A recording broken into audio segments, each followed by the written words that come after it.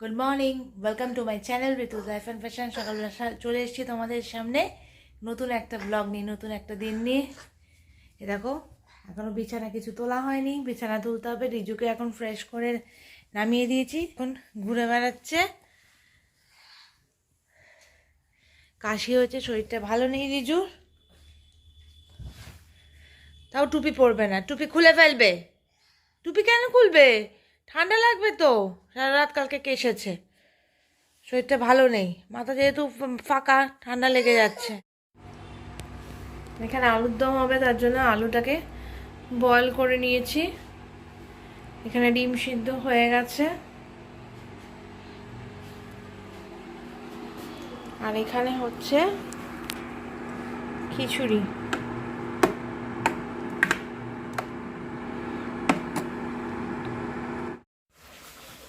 এখানে ডিমগুলোকে সেদ্ধ করে ভাজা হয়ে গেছে, আর এখানে আলুগুলোকে সেদ্ধ করে ভাজা হয়ে গেছে।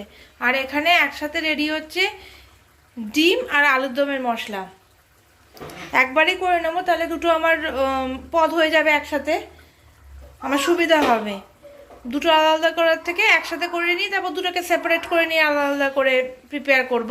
কিন্তু মশলাটা একসাথে প্রিপেয়ার করে নিচ্ছি। আর এদিকে আমার খিচুড়ি পুরো রেডি। দেখো রিজু কি করছে। রিজু এখানে এটাকে একটা ট্রলির মতন বানানো, ওটার উপরে বসে ঘর ঘর এটাকে করছে। টেনে টেনে টেনে টেনে নিয়ে আসছে, লক করা আছে যদিও, তবু ওটাকে টেনে টেনে মানে জোর করে টেনে টেনে নিয়ে আসছে। রান্নাঘর ছাড়াও বেরোবে না, ও রান্নাঘরেই বসে থাকবে। রান্নাঘরে আমি রান্না করব, ও সেখানে বসে থাকবে। আমি কি করছি ও দেখবে বসে বসে। এটাকে বলতে পারো পিড়ে কাম ট্রলি কাম সব কিছু। এটার উপরে উঠে চড়ে বসে রয়েছে এখন। এখানে আলুর দম রেডি, এখানে রয়েছে ডিমের ঝোল, আর এখানে তো খিচুড়ি আছেই।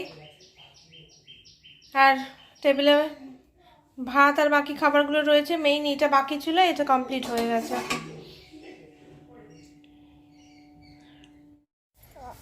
রিজুর এখন কত কাজ।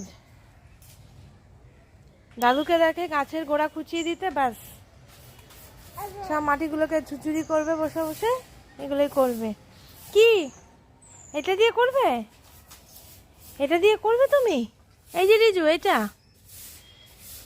এটা লাগবে।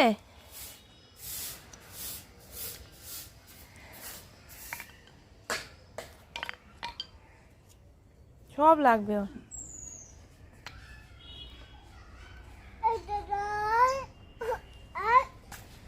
আবার নিজের হয় না, আবার দাদারা ডাকে।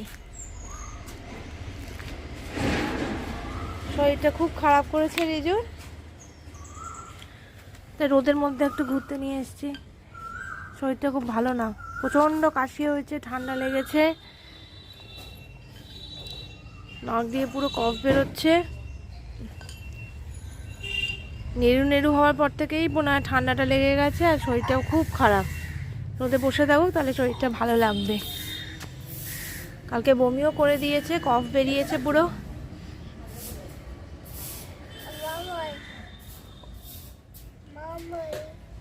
আর সারাদিন আছে বাবাই বাবাই বাবাই করে যায়। ভাল লাগছে বাবু রোদে বসে? তোমার ভালো লাগছে, আরাম লাগছে? বাহ, একটু রোদে বসে থাকো, শরীরটা ভালো লাগছে।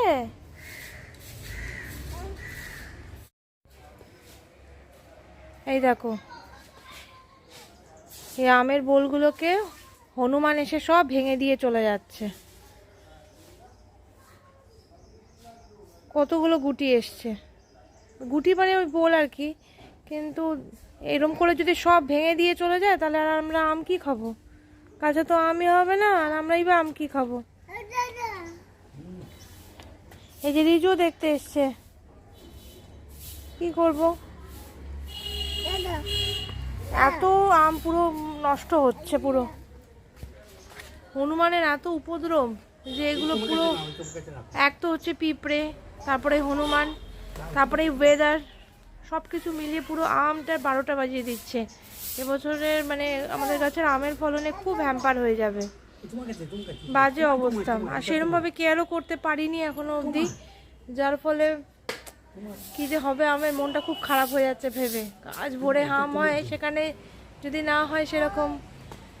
রিজু এবারে মানে বুঝে কামড়ে কামড়ে আম খাবে, আশা আছে যে ওকে সব আম খাওয়াবো, জানি না কি হবে। এই দেখো ফুলগুলোকে এখন এদিকে দিয়ে দেওয়া হয়েছে, কারণ রোদের তাপ আস্তে আস্তে বাড়ছে, আস্তে আস্তে বসন্তকাল ঢুকছে, শীতকাল বিদায় নিচ্ছে, যার ফলে টেম্পারেচার বাড়ছে। আর এগুলো বেশি তাপমাত্রায় থাকতে পারে না, ঢলে যায়। দেখো অনেক ফুল এখানে নুয়ে নুয়ে গেছে, যেগুলো আরও মানে ঠান্ডা থাকলে হয়তো আরও ফ্রেশ থাকতো, কিন্তু সেটা হচ্ছে না, যার ফলে এটাকে একটু ছায়া দেওয়া হচ্ছে। তাও এখানে সামান্য রোদ আসে, আসে না বললে ভুল, আসে, যতটুকুনি বাঁচিয়ে রাখা যায়। কি সুন্দর লাগছে, এটাকে এখানে পুরো সাজিয়ে দেওয়া আছে, সুন্দর দেখতে লাগছে। এই জায়গাটা সই বেড়ে গেছে, কত সুন্দর লাগছে দেখতে। পিটুনিয়াগুলোও ফুটতে আরম্ভ করে দিয়েছে।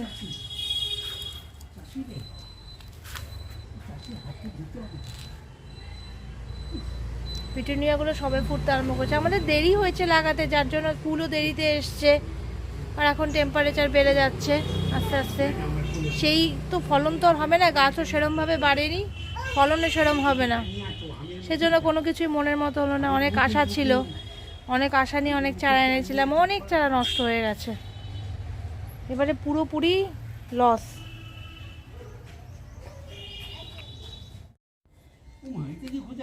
স্টক ফুলগুলো কি সুন্দর, সবকটাই সাদা এনেছি, ফুটে রয়েছে, সুন্দর লাগছে দেখতে।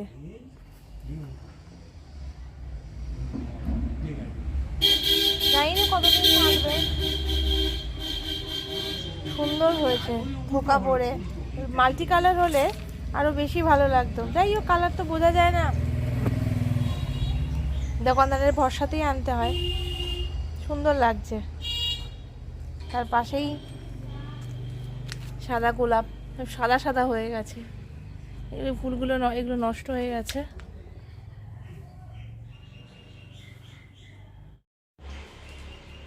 এখন ডালিয়ার এই কালারের ফুল হবে। কুড়িটা কত বড় হয়েছে, এখানেও একটা কুড়ি বড় হচ্ছে, এখানে আরো কুড়ি আসছে। গাছটা কত লম্বা হয়ে গেছে। এখন রাতও প্রচুর হয়ে গেছে, ঘুমোতে হবে, কিন্তু এনার তো খেলা বন্ধই হয় না। প্রতিদিন রাত্রে এখন এই গল্প হয়েছে যে এনার ফ্রেশ ট্রেশ সব কিছু করিয়ে দিলাম, কিন্তু এনার খেলা বন্ধ হয় না। যাই হোক, চলো টাটা, গুড নাইট।